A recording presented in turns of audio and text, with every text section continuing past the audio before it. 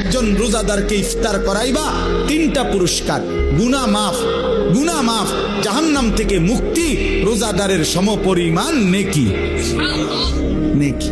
বাহিরটা কেমনে সাজাইলাম? আল্লাহ বলে বাহিরটা সাজাইলাম হলো এই, জান্নাতের দরজা খুলে দিলাম, জাহান্নামের দরজা বন্ধ করে দিলাম, সব শয়তান এবং দুষ্ট জিন শেকলে বন্দি করে দিলাম, সব দিক বন্ধ কইরা 8 গাট বাইন্দা, দুয়ার খোলা শুধু একটা, সব দিক ক্লিয়ার, এদিক কোনো আন্দিয়া বাইরিবার জায়গা নাই, দরজা শুধু এইটা দিয়া ঢুকবা, এটা দিয়া বাহির হইবা।